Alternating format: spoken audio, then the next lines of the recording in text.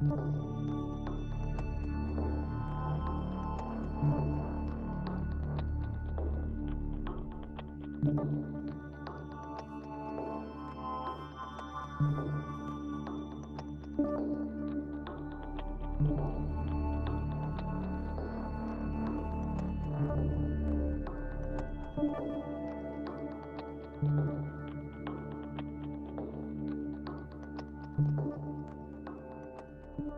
Rants on the Better Sports Network.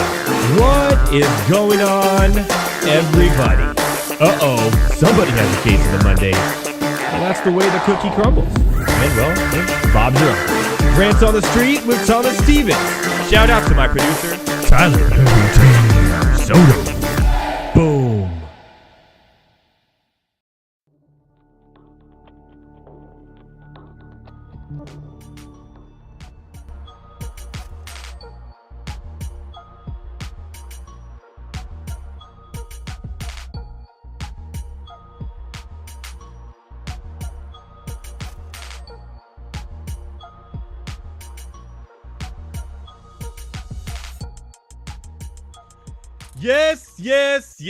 Yes. What is going on, everybody? Welcome to Monday Night Rants on the Better Sports Network, at Better Network, and all your favorite social media platforms. I, of course, am Edward Raus, at Edward Raus, at all your favorite social media platforms as well. Woo! What a night we have going on tonight. Some do or dies happening as we speak at the moment here on Monday Night Rants. Woo! We got the Oilers and Panthers in the Stanley Cup.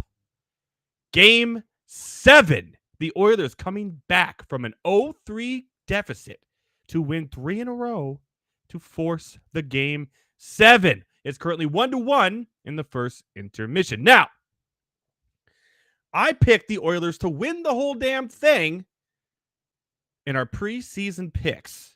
I also picked the Celtics to win the whole thing in our preseason picks. So I am going on top of my game right now. I'm hoping for the Oilers. The first time since 1993 a Canadian team won the championship in their own sport. I'm rooting for the Oilers tonight. I'm going to admit it. 1-1. We'll see what happens. We'll follow live as the game goes further along. Again, first intermission, 1-1. I know a lot of my buddies out there were betting the over on this one. You're on track for 6. So hopefully that hits as well. On the other side of the things, we have the College World Series in a do-or-die matchup, Game 3, between the Texas A&M Aggies and the Tennessee Volunteers. Now, I did place a futures bet on Tennessee to win the College World Series a couple months ago. And here we are right now. It's currently 3-1. Tennessee in the top of the 6. However, the Aggies have 2 on and 1 out. Could ruin my day there as well. But I'm on top of the world right now. The Nostradamus of picking champions. And I love it. But what a show we have for you tonight. Besides all the drama and everything going on in the world of baseball and hockey and football, we get a little bit more on that later. We got Heavy T coming on as well. We're going to do What Say Ye, Heavy T. And I have a very important question I need to ask him. But we're going to have a lot of fun tonight, like I said. And by the way, this episode, I pulled some clips for this episode. And not safe for work, people. So hopefully your kids aren't listening, because there's a couple of F-bombs in some of the clips I pulled for tonight. And I mean, hey, he said it at a press conference, so more on that later in the rant lines. And also, after Heavy T is done, I will have my NBA draft preview. I'm not going to lie, my fellow ranters. This could be, and I mean, probably one of the worst drafts in the history of the NBA. I did a ton of research over the weekend to get ready for the show. And boy, oh boy. When the top player is compared to Tobias Harris, we have a problem. Last year was week 2. Last year was a really weak NBA draft too, but Wembanyama kind of overshadowed that, right? There ain't no Wemby this year. It's rough. More on that later, and I'll give you my top 10, who I think is going where, and all that good stuff coming up. So, like I said, great show tonight. Stay tuned. We're going to have a lot of fun and following live on the College World Series. I got double screens and also the NHL Stanley Cup Game 7 matchup between the Panthers and the Oilers. Without further ado, though, we must jump into the rant lines. A lot to talk about tonight, and there's going to be some F-bombs here really quickly, so bear with me here. Right on cue! The Lakers have a new coach. Now, it wasn't their first choice. Obviously, Dan Hurley was their first choice, and they were going to pay him a lot of money to come and coach in the NBA. But like I talked about a couple weeks ago, college coaches don't want to come to the NBA. The NBA coaching carousel is insane, and it's pretty much everyone gets a turn. More on that after this one. However, JJ Redick was, after a lot of speculation and them wanting Dan Hurley instead, Dan Hurley saying, nah, I'm good, man. I got it set over here, like most college coaches in basketball do, because college basketball coaches going to the NBA don't have a great, history, like we talked about. But JJ Redick is the new coach of the Lakers. That's right. JJ Redick, the long term Clipper. And by the way, the actor, if you guys have seen Clipped, if you've seen Clipped on FX, and I'm a Clippers fan, it is unbearable to me. I know it's getting good reviews and ratings and whatnot. I cannot stand it. I'm like, that's not JJ Redick. That's not Chris Paul. That is definitely not Blake Griffin. All you did is take a African-American guy and dye his hair red. It's stupid. And the guy who's playing Blake Griffin is not even as big as the guy playing Chris. I can't do it.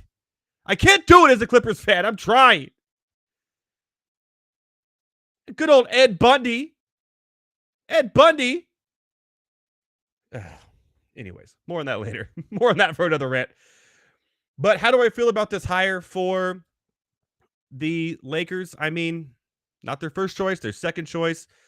They didn't go back to the coaching carousel, which they've done in the past.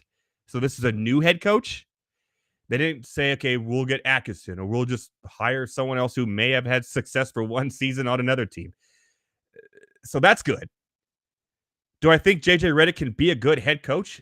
I think he's a very smart basketball mind. Not sure how he is as a leader. Now, a lot of people have been coming out against JJ and saying he's not a good head coach. There's a lot of misconceptions about it. He's heard a lot of this. He's a podcaster. He's an announcer. He's not a head coach. Can he lead the Lakers, who's like one of the most loved franchises in the NBA?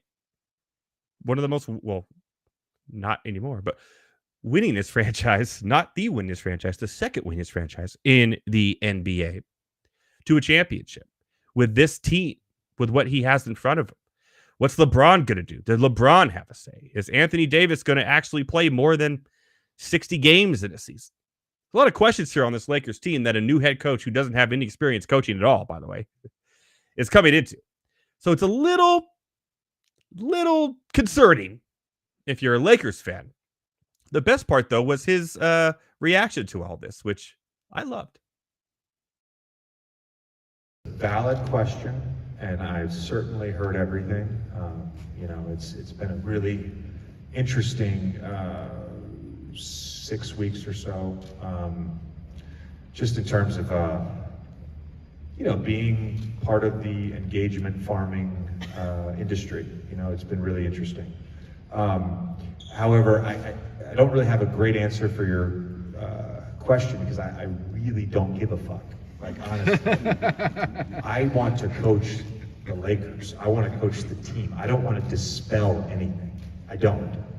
I want to become a great coach in the NBA, and I want to win championships, and I want my players to maximize their careers. That's all I fucking care about. Hey, Coach Timothy. JJ Redick doesn't give a fuck about what you have to say, what I have to say, what anyone has to say about why This first-time coach who has no coaching experience is going in there and he's going to do the best he can and create his own legacy. I love that. I love it. For him to come out that boldly and that strongly and say, I don't care what you have to say, media, even though LA is one of the biggest media platforms of the world. He doesn't care. He's going to focus on his job and why he's here. And I agree with it. And I'm a Clippers fan. I love it. I absolutely love it. He come out and said, I don't care. I'm going to do the best I can and make my own legacy.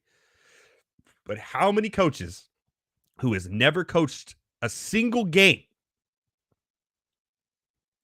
get a chance to come in and coach the Los Angeles Lakers? It's crazy. So kudos to JJ Redick, and hopefully it all works out. And this isn't an Antonio Pierce situation here in Los Angeles. Now going over to the Cleveland Cavaliers, they got a new coach today as well. That, of course, is Kenny Atkinson. Now, I talked about this ad nauseum all the time about how the NBA coaching carousel is just everyone getting a turn, right? Right? It's everyone getting a turn. I could go into detail about what that means at a party, but I'm not. But Kenny Atkinson, now here we are. Now, they had a chance to get James Borrego, but they said, no, we want Kenny Atkinson because Kenny Atkinson apparently, and this is the dumbest thing I've ever heard in my life. Kenny Atkinson knows how to work with big men. Now, Kenny Atkinson has been a assistant coach for the Golden State Warriors. And before that, he was also obviously the Nets coach.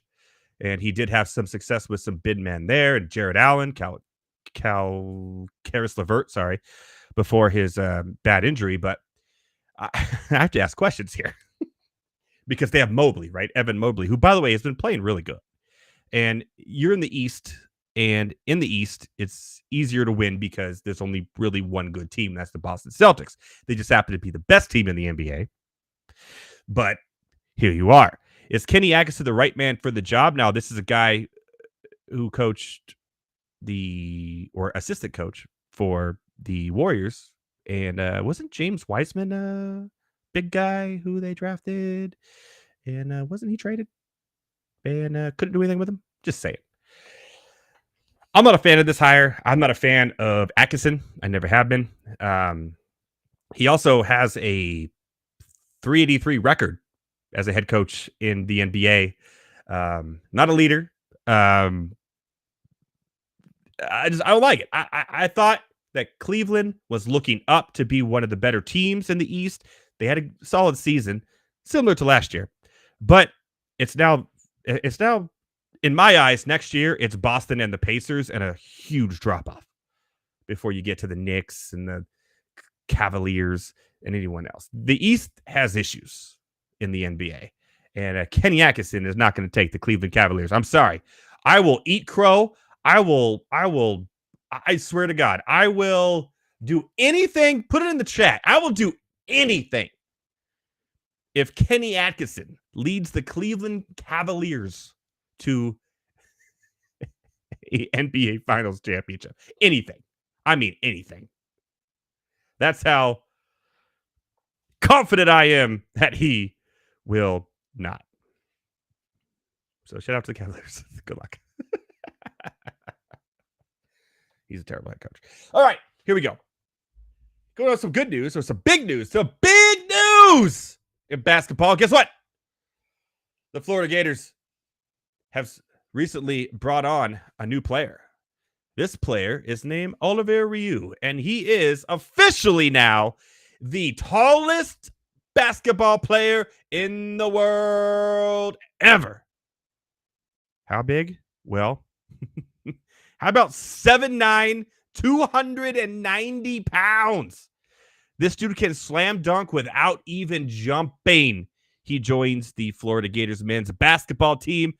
We'll see if he redshirts. We'll see if he plays. Now, these tall guys, they make news. Obviously, I'm talking about it right now, and they do for good reason. They're huge. They're hard to guard in college, especially in college. Look at Zach Edey.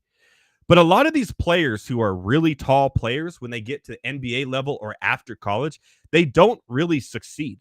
There's only a handful of them who's ever been like superstars that actually went to a solid career in the NBA.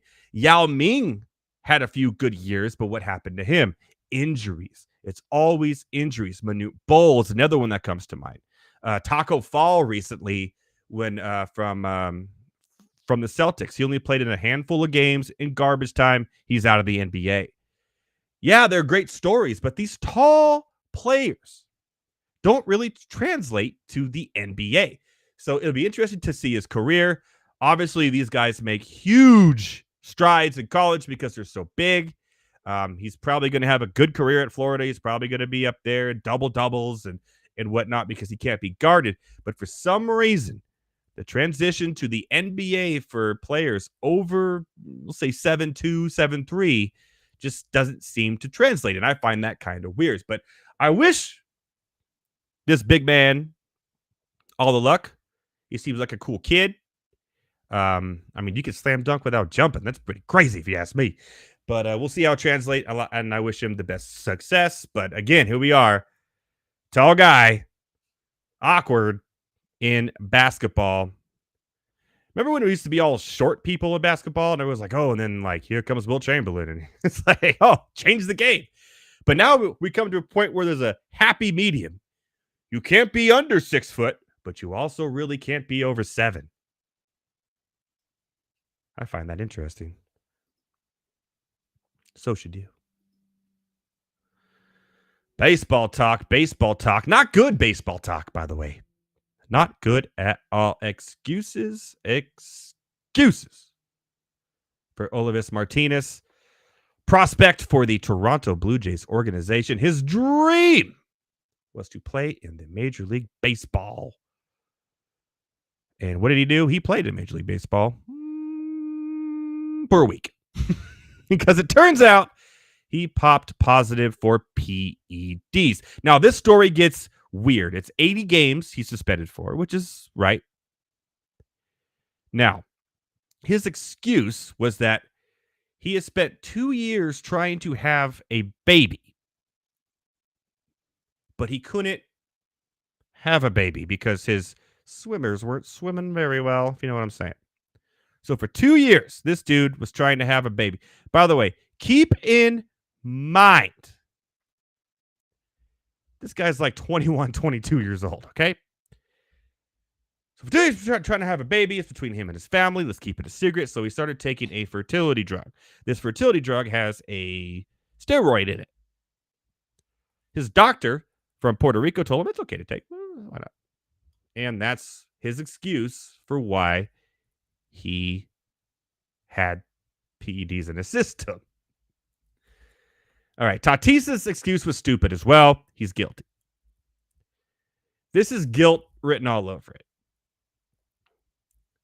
There's no way that this man who's trying to come up in the MLB, and I could be completely wrong and have egg on my face, has been trying to have a baby for the last 2 years and not focusing on his actual career and trying to make Major League Baseball.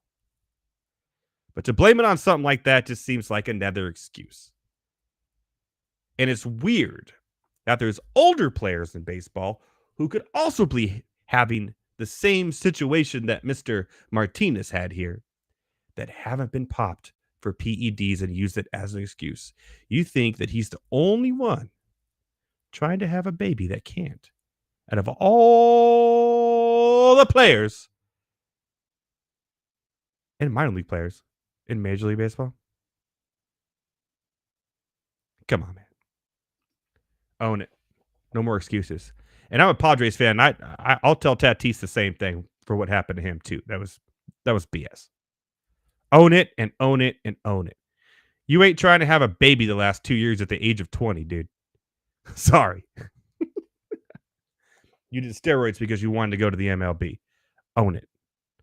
That's the way the cookie crumbles. Speaking of owning it. Oh, man. Here we are. Once again, the fall of Edwin Diaz has been an absolute, I'm not going to say fun thing to watch because it's been kind of sad. First of all, the guy's the best closer in baseball. He goes and does the World Baseball Classic, and while celebrating with his team, blows out his complete knee. There goes his season. He comes back from the injury, and he's been absolutely garbage, gets pulled from the closer role.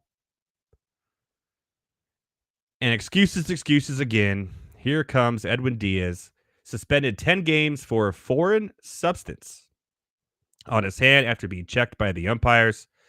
Now, he said he does this all the time. He said it was just rosin, sweat, and dirt.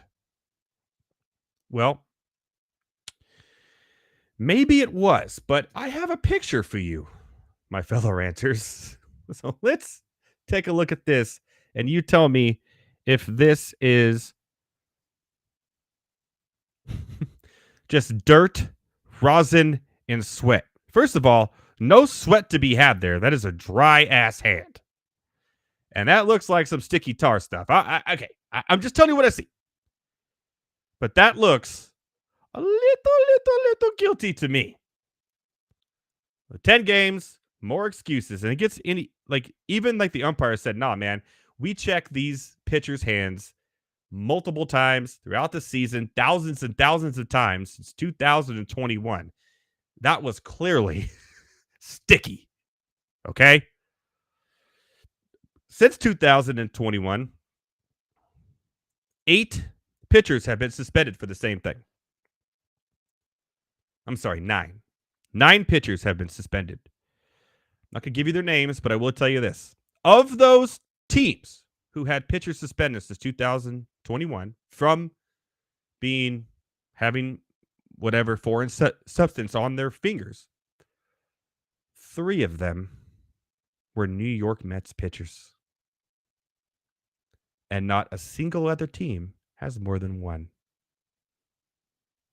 Do we have a Houston Astros conspiracy here, people? I don't know.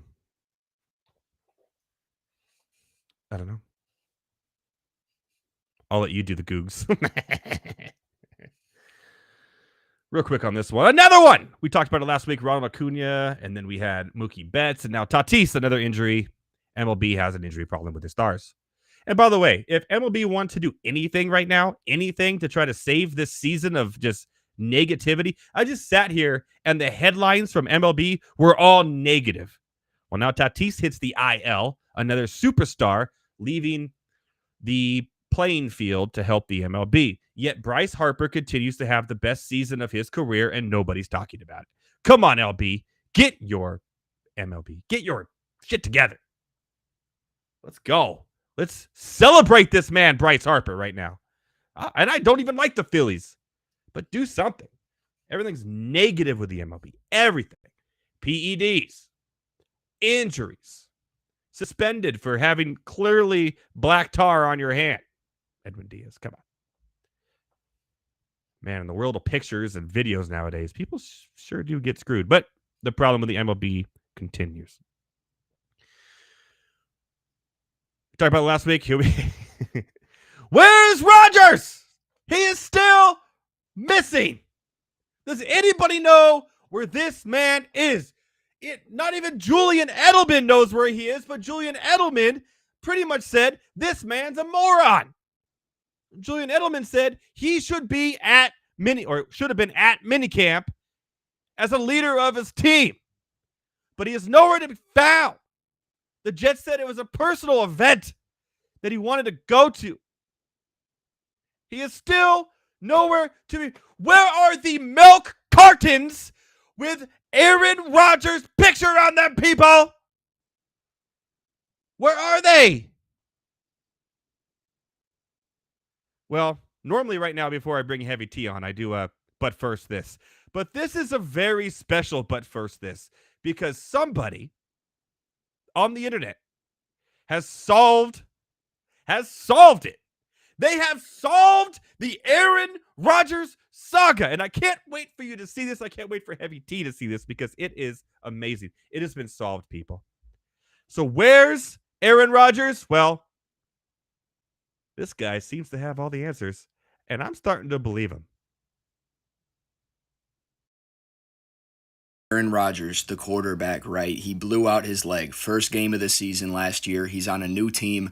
heartbreaking injury, right? And he worked his ass off to recover from this injury. He tried to return in the same season that this injury happened. That's unheard of. But now he is back. He is fucking healed up. He's ready to go. Practices for next season are starting. Everything's looking good. Practice started, but where the fuck is Aaron Rodgers? He's not at the first day of the mandatory mini camp. Is he hurt? No. This dude had a bad trip on some crazy shit, and now he's seeing the fucking Hat Man, and he's on a retreat in Costa Rica so the Hat Man will stop fucking following him around. He is repeatedly seeing a dark, shadowy figure, the fucking Hat Man, and he is sometimes, only sometimes, holding a rabbit that is not alive, I guess. So if you watch Aaron Rodgers this next season and wonder why he's throwing fucking piss missiles to absolutely nobody, it's probably just the fucking Hat Man running the dirtiest quick slant you've ever fucking seen. Heavy T, we solved it. I don't know, man. I tell you what, it's not the Hat Man, but it could very well be the ghost of Brett Favre. So. It's not the Hat Man. I mean, that guy. I believe that guy. I think he had a bad trip and saw the Hat Man. The sad part is that what the Hat Man really was is probably just some random Costa Rican worker in a hat. So that's hilarious, man. That's honestly pretty funny. Yeah, I saw that. It started dying. I said, finally the saga's solved. We know he's seeing shadows in his room. Oh man. You're up on social media, right? Very much so. Before we get into what say ye, Heavy T, What the hell is Hakta? What is Hakta? What is Hakta? Why is this a thing? Why is this a thing? First off, it's Haktua. Whatever. Like when you're about to you're gathering up all the phlegm in your throat and you're about to spit a loogie, is and then you make that and then the spit is the Tua part, right? No, the spit's the part. Well, how does she get Tua out of that? Because some people will be poop. You just spit it. No, that sounds like vomiting. Okay, that's not vomiting. I don't know what kind of vomiting you're looking at. But that's not vomiting. Right. So, why is this big? So she's implying that when a lovely lady that may be very interested in you wants to get to know you better.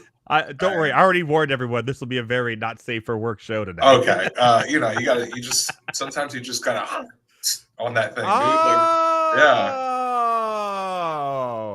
So now you get it. Oh, that's the PGest way I could have said that. I don't want any of that loogie ass snot crap. Okay, never mind. Okay, moving on. Hey, look, if it's as long as you're not sick, I ain't opposed to it.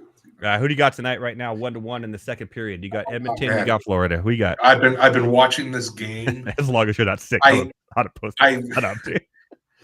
watching this game. I really want Florida. No, boo. No, I really want to see Florida win this. It's going to be close. I'm going to give a slight edge to Florida, but both teams are playing lights out right now.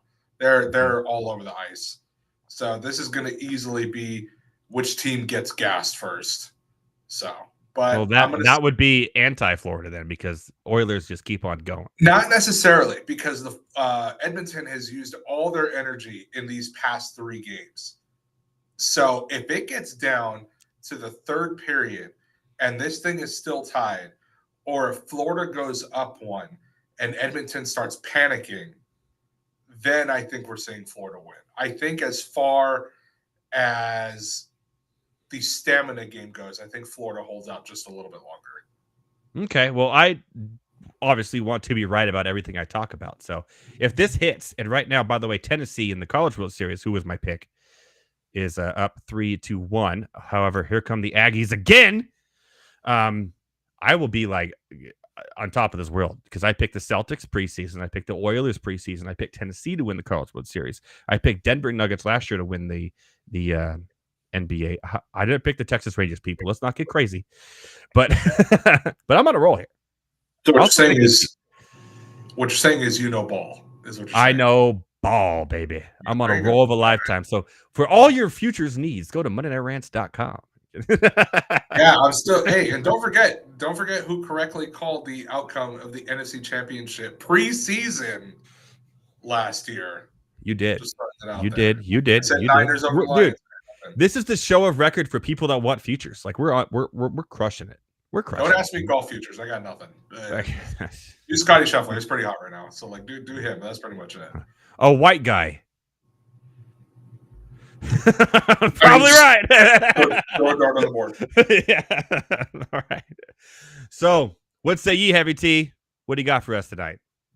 Not much, man. You know, we're finally getting to the dog, like the true dog days of summer, where it's just like literally after tonight, it is just baseball. It sucks because baseball's been so negative with all the news. So I heard what you mentioned about like how, you know, Harper's having one of his best years of his career. I would not know that because with everything that I see on baseball, specifically ESPN, it's Ohtani this, Ohtani that. You know, there's 29 other teams. PED, gambling this, PED suspension, there's 29 suspension. other teams in the goddamn league. Okay. And there's what, 25 guys for those 29 teams? It's like, dude, there's a ton more people we could be talking about. But it's always Ohtani. Like, it's getting to the point where, like, let's talk about Jerks and Profar having one of the career years of any baseball player. Like, no one's talking about it. ESPN put out an article this morning about their, you know, basically the halfway point, you know, what they're talking about. They said one of their biggest surprises is actually Jerks and Profar. He's actually doing pretty well. Dude, there's 2 players on the Padres team that could win the batting title. That is dumb. Yeah, and I gotta give credit. I hate this team, so I hate giving credit. But hey, the Yankees may have found something in Lucas Gill. That guy can throw. He's a pretty good pitcher. He's probably looking at like your rookie of the year right now. Yeah, he's had his issues with injuries and stuff too in the past. What about Ben Rice, man, coming up and like Ben Rice for the Yankees too. So I mean, the Yankees are looking up right now, but we see this script how many times over since the 90s? Like, I mean, no, you're correct. However, this team actually looks decent. They look like they're actually going to be pretty good. They'll need Schmidt back because the pitching staff is a little thin. But yeah, they needed a first baseman. And I believe they went out and got a first baseman. So it's because Rizzo. They're actually, well, I mean, he's also hurt, but he's actually, you know, actually, that's something worth mentioning. I was literally talking to my brother the other day. It is insane how far the members of that 2016 Cubs team have immensely fallen off. Like Chris Bryant, absolutely nothing. Does he even play anymore for them? I have no idea. He's still in Colorado, I think, right? Oh, God. I would say Rizzo has been a shell of his former self, and he was supposed to be the best one of the 3. Schwarber can still hit a bomb, but that's all he can do because that dude strikes out a ton. He's a great fantasy player, though, in baseball. And Javi Baez is just flat out terrible. He's garbage. He's so bad. So the four core dudes, I guess you could say Chicago sold when they had to, and they hit they hit it on the coffin. Because those 4 core dudes are awful. They are terrible. So and they're not bad. I know, like, some people on Twitter are saying, like, you know, they're freaking out and they're bad. They're not bad. Same thing with the Mets. And I know you mentioned it with the Edwin Diaz thing, which I thought was incredibly hilarious. They're not that bad either. No, and the Mets have been on for the last month have been on a roll here. All hail Grimace. All hail Grimace. Now that's a tough. It was the Grimace. It was Grimace. Yeah. You know what the funny thing is? I forgot to. I may have sent this to you. But there was a radio guy in New York who basically called Grimace a purple fat ass, and that he should be given no credit for the Mets turning it around.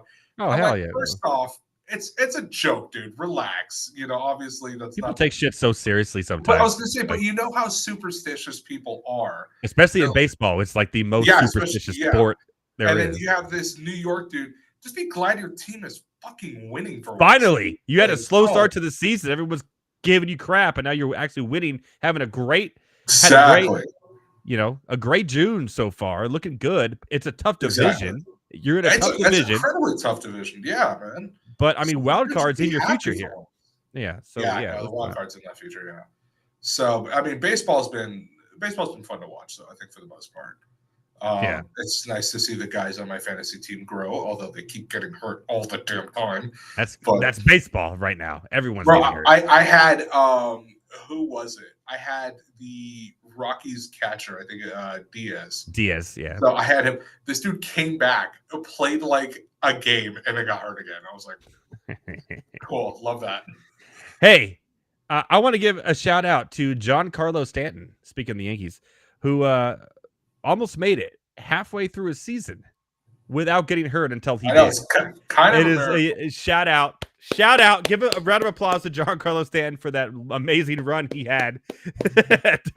That's another dude who I'm sorry, Mike Stanton, not Giancarlo, whatever his real name is nowadays. I don't know. That's another dude who immensely fell off. I mean, like, he was amazing in Miami and with those Marlins teams. And then he comes to the Yankees, and he does okay for his couple years. But Dude, he just Mike fell Stanton, off. amazing. Giancarlo Stanton. Pray for your boy over there, but oh well. Moving on. All right. So baseball, you said we're halfway through. You can see Yeah, what about we the halfway see. point, A lot of interesting surprises here. You know, the Diamondbacks not being as good, the Rangers not being as good, the two teams that were in the World Series last year. The Diamondbacks not being as good is a little surprising. I knew the Rangers weren't going to be. That was a massive fluke of a title. And I will willingly go on record saying that in 5 years, we're going to be looking at the Rangers World Series victory the same way we look at the Nationals World Series victory. Absolute fluke, one and done.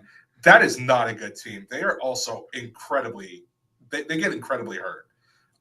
That DeGrom contract that they gave out last year was 5 years, I think it was absolute disaster. He's hardly played for them.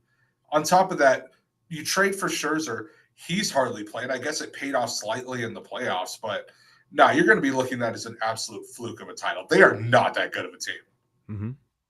I agree. Which is sad because they have some parts that I do like. First off, I think Adolis Garcia is way overrated. Yeah, I'll give you that. He had a really good run in the playoffs last year, all the way through, obviously, the World Series win. But he's not that. He's he reminds me a lot of remember Chris Davis? He reminds me. That's a good example. He reminds me a lot of. I think you remember this guy. Do you remember Daniel Murphy? Like his mega Daniel Murphy was a 300 hitter though. During a couple of years, nobody knew who he was. I know, but Chris Davis was 220, but he would hit bombs. Mets fans didn't even know Daniel Murphy. Daniel Murphy was, All right. Do you know who has the best record in the MLB right now? It's Yankees, Dodgers, Oilers. No. Oh, it is just the Yankees and Dodgers. Okay. No, the Dodgers are falling behind, my friend. The Dodgers are 48 and 31. The Philadelphia Phillies. I was there on Friday when they lost. Philadelphia Phillies are 51 and 26. The second That's best the other record team in I was MLB. Of, but the problem is that Philly hasn't really played anybody. I think most of the teams they played are below 500. Yeah, I was looking it up. I kind of want to put some money on Bryce Harper MVP now. I mean, NL MVP. Who else? Ohtani, I guess. But that's probably your big one. But if the Philadelphia Phillies end up having a better record in the way he's playing right now, I like it. And also, by the way, the Cleveland Guardians have a better record than Los Angeles Dodgers right now, too. Do they really? Yeah, they're 50 and 26, dude. I didn't realize the Guardians were that good. Dude, they've been slowly this whole season just dominating. But that's what okay, that kind of goes back to my earlier point. I don't know what's happening in baseball because it's Ohtani. No, well, yeah. If you could have told me the Guardians had a losing record, and I'd be like, yeah, I believe that. You told me that nobody's as bad as the Chicago White Sox, but yeah, that's good. No, that's true. But no, you just told me the Guardians are one of the best teams in baseball. I was like, they are. What? Yeah, 50 I actually don't believe and that. 26. Yes, they do play in what I consider probably the weakest division in baseball. And we said this at the beginning of the year. We said that obviously the AL Central is the weakest division. But check this out, dude. The Cleveland Guardians are 50 and 26. The Twins are 43 and 35. and the Kansas City Royals are 42-37. Yeah, man. You could see a scenario where literally it's the Royals and the Twins in the wild card with the Orioles. Which I would like to point out, that was one of my hot takes going into the season. You were a 'Cause I Royals remember- guy, weren't you? Yeah, my first hot take was that 3 teams from the AL East were going to make the wild card. But I slightly hedged that because my last hot take was that the Royals would grab one of those. If the AL East doesn't happen, the Royals will grab one of those wild cards, probably the last one. And that one's actually playing out pretty well. I do love to see this, though, man. I do really love to see this. Right now, the wild card battle is between the Royals, the Red Sox, the Twins, and the Orioles. I did see that the Red Sox have gotten a bit hot. They're 42-36, dude. Yeah, that's annoying. I hate that team. I hate that so much. The fact that the Celtics won again is just like, just kill me, please. Yeah. I hate that city with every passion of my being. My team, my Royals pick was the Cubs, and they are 37-41, but only 2 games out of the wild card. But yeah, they've had a lot of injury issues, obviously. But it's going to be an interesting one. I also got an update that the stadium is pretty much empty for Angels and A's tonight. This is a very light crowd for first pitch, which doesn't surprise me. Who the hell wants to see this team? You know what? I will say this. I did go to Angels Dodgers at Dodger Stadium on Friday. That was a fun game. That was one of the best. Angels won, right? Angels won. They did win 3-2 in extras. Ohtani got thrown out trying to steal, I believe, in the bottom of the 8th, trying to steal. Yes, the Florida Panthers just scored. We're up 2-1, baby. Let's go. No, they didn't. It's 1-1. Am I behind? Give it a second. Oh! Right, dude. I just saw the Oilers almost score a goal, too. It hit the top of the pad of the goalie, and they went right down the freaking ice. Ruining my soul, Heavy T! Sorry, this is gonna be such a good game. But this is what I was saying. If you're Edmonton, this is the one thing that you couldn't have happen because now you got to speed up. Are they gonna run out of gas? So we'll get back to that. We're going. In a minute. I want overtime. Give me overtime. Now I'm trying to remember when's the last time. I don't think it's ever happened in a game 7. Overtime in a game 7. I'm legitimately trying to think about it. Also, the last time I can remember an overtime game ended a series was Kings Rangers in 2014. That's the last time I can remember that. But we'll see what happens, man. It's going to be a good one. But real quick, to end the baseball thing real quick, because there's been a lot of overtime game 7. Damn. Okay. Has the advantage, though. Yeah. Well, screw us then. But yeah, to go on the baseball thing, like I said, we're not the hockey show record, Heavy T. We're not the hockey show record, but the baseball thing, like I said, all these things that you told me, I did not know a lot of them. That's because it's Ohtani. Mm-hmm. I hate the way that baseball, like how they market it. I understand. Don't get me wrong. I understand Ohtani's the golden goose. Okay, I understand he's a literal worldwide star. He's not the golden goose for America, though. He's the golden goose for international. He's the golden goose for international people, and he's the golden goose for Los Angeles. Correct. Everywhere else, there's literally nobody gives a shit about Ohtani in Pittsburgh. Let me tell you, nobody cares. Yeah, dude, it's so stupid. Like I'm kind of over it. Speaking of Pittsburgh, I did see that the Pirates do come to Dodger Stadium. I think in August or September, and I'm going to try and go for one reason and one reason only, because there is one man who has been able to overcome Paul Skeens. If that dude's pitching, I gotta go. I gotta see the believe. His 8th strikeout was it last night? 100+ miles an hour on his. Yeah, I think it was like 102 in like the 8th inning or something like that. Stupid. Like, throwing gas, and I'm like, okay, Stupid. You know what? I need to see if his pitching day lines up in that 3-game series. You got to go. You got to go see I have him. To go. What's crazy is they're only a game and a half out of the wild card as well. The Pittsburgh Pirates. They're not a terrible team, and you know what? So therefore, they're going to have to use them and pitch them.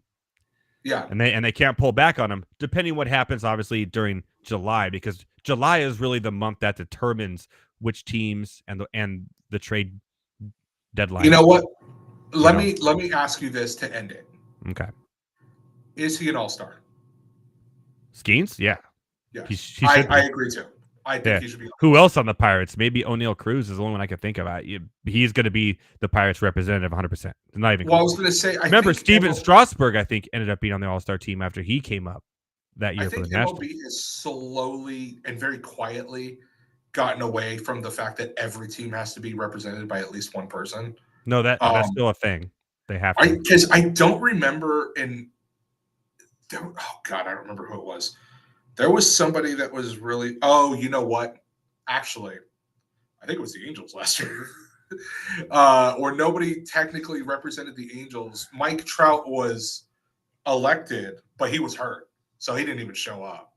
So there was no Angels players. Okay, so in that case, you might be right. Count on your Angels to ruin that trend, my friend. You know, so ironically, Pittsburgh has 3 potential candidates. So you have Skeens, you have Cruz. Brian Reynolds has been killing it. That dude, yeah, he's been on. He's like that quiet killer, you know. He's like a 290 average. He's gonna. Yeah, I remember 2 years ago when Houston really needed a center fielder, and I was still working in Houston at the time. I, was still on air over there, and we had the question like, if they're going to trade for a center fielder, who should they trade for? And I had 2 names. Cedric Mullins was one, who I still really like, and I saw it. I'm like, hey, All-Star last year. I'm like, there's this kid in Pittsburgh who's slowly becoming really, really good. Brian Hayes. No, yeah, and it was, yeah, man. Yeah, Brian Reynolds. I called it. Just long-term deal over there. Yeah, smart on Pittsburgh's part. Pittsburgh quietly has a little thing going here with the young players, giving them money, letting them stick around. We'll see how it all plays out. I just thought about something very interesting. Speaking of Houston, now they're slowly starting to catch fire, but it is going to be very interesting to see where they are at the trade deadline, because for some reason, ownership has still not penned a deal for Kyle Tucker. Do they trade him to rebuild the farm? Come on, Padres! That's going to, and any team that gets Kyle Tucker, you are getting an MVP candidate in that. Oh, game. Yeah. Oh, yeah. It's going to be real interesting. He can play center field too, right? Not just right. He's played center. He's better in right, but he's played center a little bit. Yeah, because they had Michael Brantley forever in center, so he had to play right. But I think Brantley he came up with center. Brantley was more in left. Oh, okay. He's old. Yeah. Well, Brantley's retired now, so he's gone. Yeah, I know that. But I'm like this year, I think he's playing more center, isn't he? No, he's playing right. No, he's playing right. Who's playing center for the Astros this year? It's usually a Don't mix say of Chas McCormick and Jake Myers. Okay, no wonder they're struggling. That makes sense. Okay, so yeah. Anyways, if you haven't heard, Heavy T and myself have a new podcast out.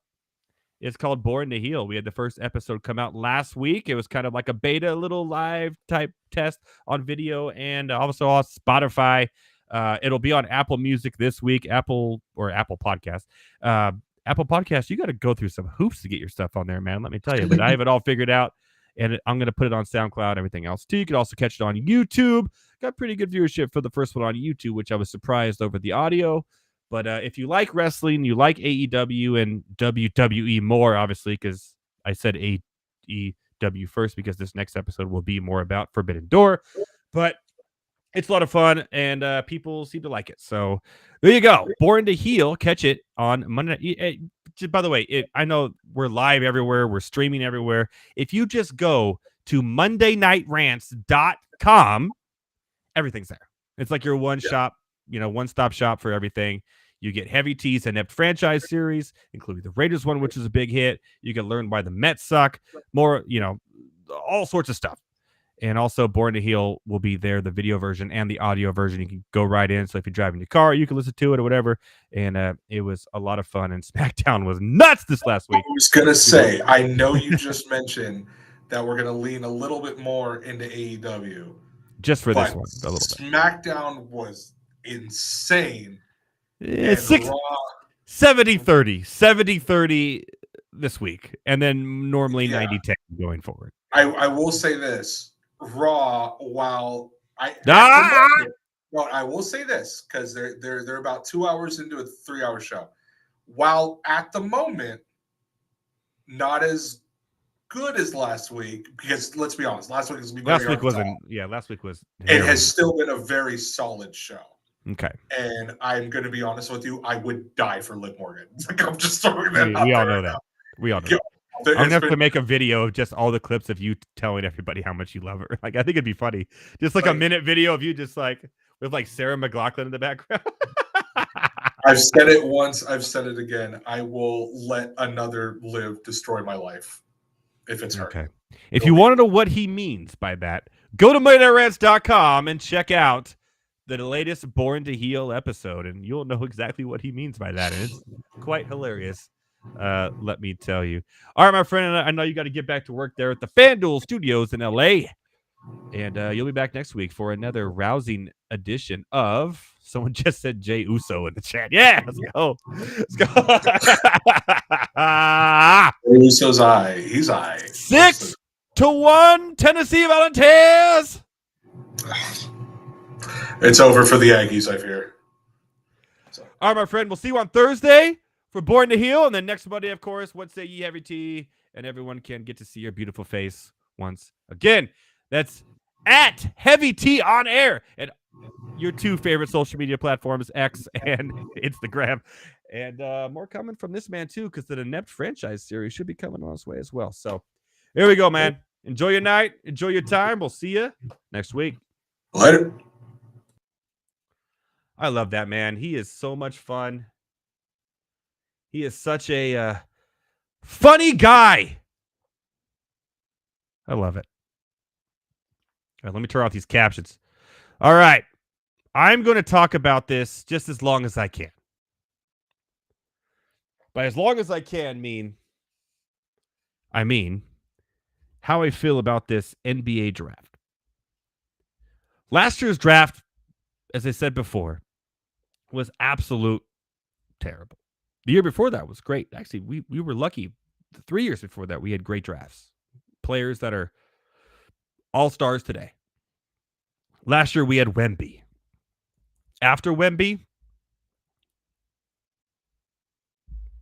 not a lot.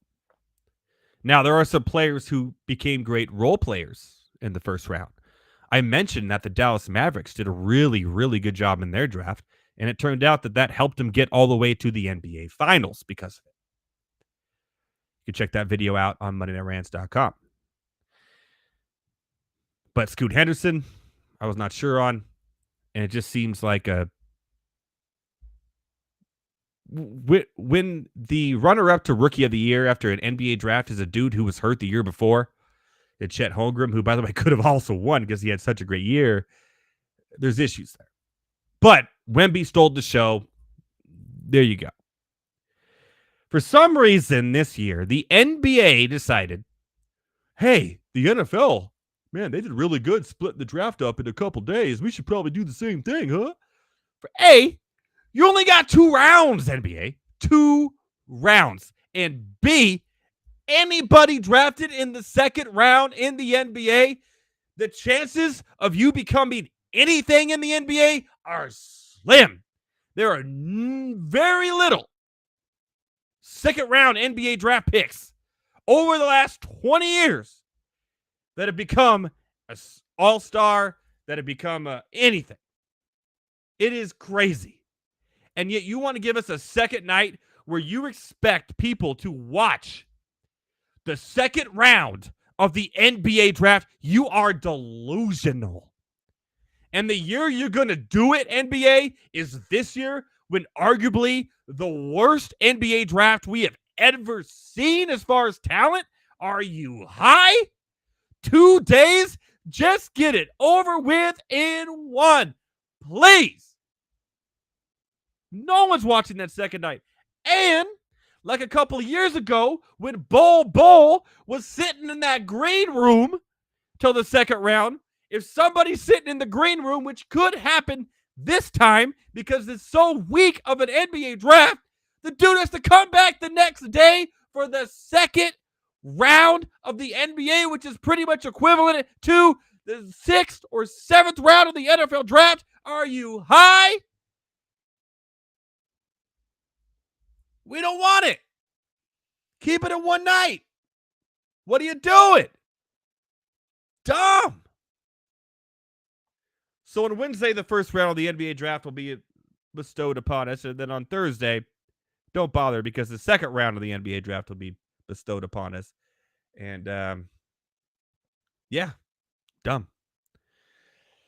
Couple players here to look out for, I guess. Now, like I said, I did a ton of research over the weekend, and I'm looking at these players and seeing like who I compare them to, looking at who everyone else compares them to, seeing what their skills are, looking back at what I saw in the NCAA tournament or in college throughout last season.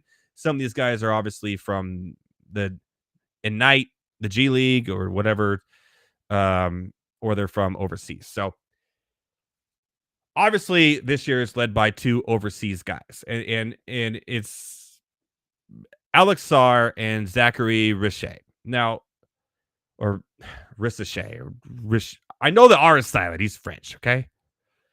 And the Atlanta Hawks have already clearly made it known that of all the talented guys or non-talented guys, that they want Ricochet. So Ricochet, I think, is going to go number one to the Atlanta Hawks, who shouldn't have won, by the way, the lottery, which is a whole nother thing in its own.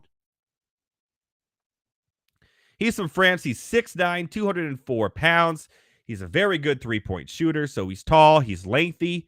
And again, the one thing a lot of teams are going to get from this NBA draft is a lot of defense. This is going to be a very defensive NBA draft.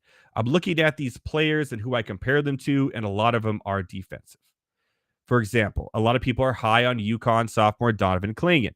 Obviously, he just won back-to-back national championships. I look at everything about his game. I look at his wingspan, the way he plays, shot blocking, off-ball defense, rebounding. He's literally Rudy Gobert, defensive player of the year. Okay, great. He could probably go in the top three. So we're not getting offensive players here in the top three. We're getting literally defensive players. Another player people like a lot is Reed Sheppard. Obviously, he's from Kentucky. He's a freshman, a 20-year-old freshman, by the way, because he was a transfer redshirt. Also a great defender. And we're talking about people saying he should go number one. He reminds me of a lot of Derek White, who just won, obviously, the championship with the Celtics, but a very defensive player, a good shooter, but more of a dog, you know what I mean? More of an off-ball defense type of player. And then you keep on going down the list, and it's kind of all the same here. It's Alex Sarr, who's from the other guy from France, who may go in the top three, should go in the top three as well. He reminds me of Jaren Jackson Jr. He won Defensive Player of the Year 2 years ago. So now we have multiple players who are projected to be in the top 3 or 4 that are all defensive first players. And then like the best offensive player that I could see that could go in the lottery is obviously Dalton Knott. He's from Tennessee. However, he's already 23 years old. He just turned 23. And he does remind me, he's a pull-up scorer. He's a shooter. He can play defense a little bit, but he reminds me a lot of, I hate to say this, but like Kentavious Caldwell-Pope. Great, right? I mean, he's a good player. He's a good starter, but he's not your third or option. He's your fourth option. Like, it's a very weak draft year. So here's how I think it's gonna lay down and where I think everyone's gonna go. I think the Atlanta Hawks will take Ricochet first overall because they've already kind of made that known. They could take Clingan here, but I think they're going to go with a guy who can create threes. He's a little bit taller, 6'9", he can play forward. I think that's where you're going. I think the Washington Wizards, I think they go Alex Sarr. Again, he reminds me a lot of just a 7'1" defensive center that can block a lot of shots. He's not going to be exciting to watch. His points per game in France, by the way, only 9.6. That is not good for a player offensively. But again, this is where we are. So I think he goes to second. I think Reed Sheppard, another defensive type guy, goes to Houston. He's the freshman from Kentucky. He reminds me, again, Also, they could take Stephen Castle here. Now, that would be interesting. He's a freshman from Connecticut. Obviously has the championship pedigree. A little bit more of a scorer, but also a little bit of a defensive guy as well. But hey, he's a guard who could facilitate. And that's kind of what San Antonio needs over Houston, because Houston got all those good draft picks last year. So I think they go with Reed Shepherd, who's more of a shooting guard, more of a defensive guy. And I think Stefan Castle lands in San Antonio, which is good because they need that, because Devin Vassell is not that type of guy. He's a great scorer. He cannot facilitate as well as I think Stefan Castle will do, which he did for UConn last year. And then you got the Detroit Pistons. I really don't know what they're going to do because, again, this is so weak they can go anywhere. Like, you could rank these guys 1 through 30, and the 30 can go 5th overall because they're so even and not great in this situation. So I have them with Basilius, who's from the G League Ignite, 6'8", 3-point shooter. They kind of need that. That's what they lacked last year. They have Ivy. They have a good front court, but they were missing out on the 3-point, so why not pull a trigger on the best 3-point shooter in the draft? So like that. Then I have my boy Dalton Knott, who I talked about earlier, the senior, who could play defense, spot-up shooter, going to the Hornets, where every player goes to die, it seems like, nowadays. And then Portland, which is interesting, because last year they took Scoot Henderson 2nd overall. Now, he flamed out. He has a whole nother year. He's going to be the starter there. They have no one else. We'll see how it plays out. But if they get Donovan Clingan here, then they get a Rudy Gobert type to add to that team who could kind of help with that front court, which they need, because every time they trade for a big man that goes there, they get hurt and they fail. Donovan Clingan there, I think, could be a good center for them. 7'2", 280, like I said, reminds me of Rudy Gobert. Good defensive shot blocker, could win Defensive Player of the Year in the NBA in not too long. So there you go. Rob Dillingham from Kentucky. Again, the Spurs will have another pick here. Or Toronto could all. Trades are very interesting this year in this draft, because what players are willing to trade up for what players, because it's such a weak draft year? Are we going to see teams go all in? You know, like, what are teams that don't have any draft picks, like the Clippers, going to do? Especially when, like I said, 1 through 30 are kind of all ranked the same. So the Toronto Raptors need something, right? They're rebuilding, but this is not the draft year to completely rebuild around a franchise player. Now, if they do keep the pick or trade into this area or trade back, this is where the Zach Edey thing gets really interesting. A, he's Canadian. He's going to draw people because of what he did in college. He's a big guy, obviously. So if Toronto could somehow end up with Zach Edey in this draft, it would help with the whole rebuild process and probably help sell seats, because he could be an exciting player in the NBA because of how big he is, for being able to go two-way, run down the court, for how big he is, could be interesting. So I think there's a chance there that Zach Edey gets picked to Toronto. I've seen people say Zach Edey goes to the Lakers. But the biggest question here about this NBA draft, and what everyone's talking about, this is how weak of an NBA draft this is. The biggest story is not who's going first, not who's going second. You probably, half the guys I just told you about, you've probably never heard of. But you've heard of Bronny James. That's right.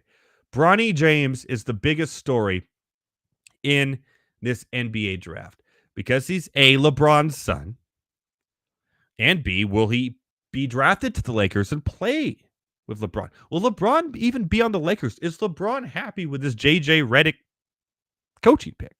We don't know. Now, I know Bronny James had his injury and his heart issue, where he was forced off the court for a long time. So, shout out to him. I don't want to see that happen to any young player or any young person ever. But he still wasn't the best of players at USC. And USC, even though they had a 5-star freshman in Bronny, they had a really bad year last year. And they did not play well. He did not play well when he was healthy. And everyone's talking about this fantastic Bronny James combine he had for the NBA. But compared to what? Because it's a weak draft year.